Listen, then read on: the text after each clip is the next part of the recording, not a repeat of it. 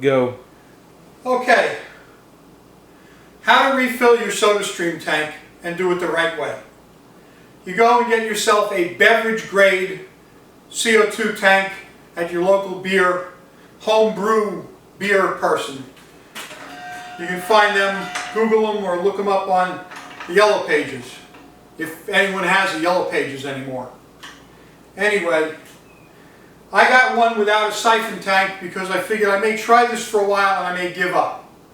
If you're determined you're going to do it, you may want it with a siphon tank. Otherwise, to fill, you have to turn your tank upside down. CO2 is a liquid. It's either at the bottom or it's at the top. Without a siphon tube, it has to be upside down. And of course, don't forget to open your tank before you turn it upside down.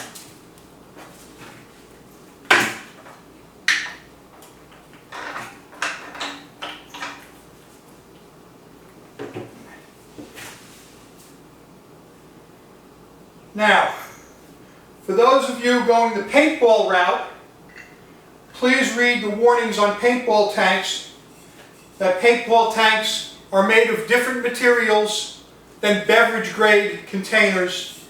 The brass contains lead. The tanks can contain different chemicals that may lead to cancer. Every paintball tank has a warning on it that it may cause cancer. So for those of you who want to fill a paintball tank and then drink it and encourage yourself to face the penalties of cancer like cigarette smoking, go to it. This is the way to do it.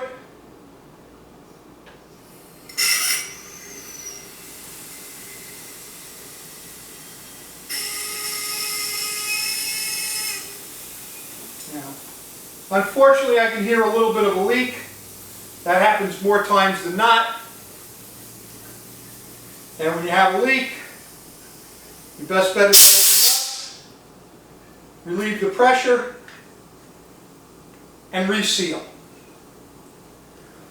Also keep in mind, you may find somebody like me who does it locally and wants to try to pay for his equipment, and for a few dollars will fill your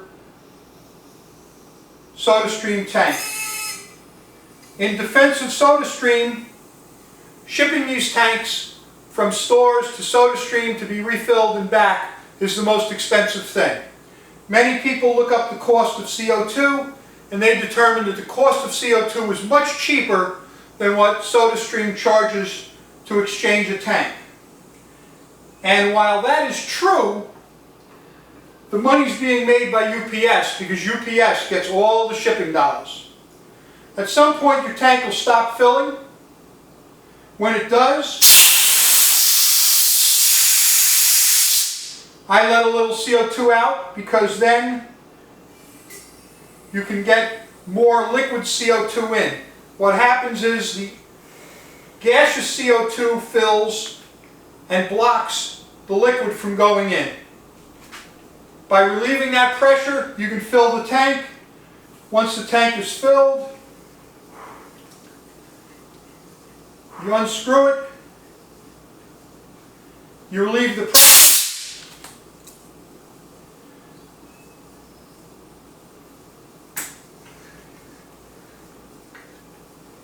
and we'll see what we have. The tank should weigh 1,090 grams. That's 1090. This particular tank weighs 1150, so I'll be using a lot of CO2 before I run out, and it will do much more than 60 liters as advertised on the side of the bottle. You can't really overfill these things. CO2 is at a constant pressure.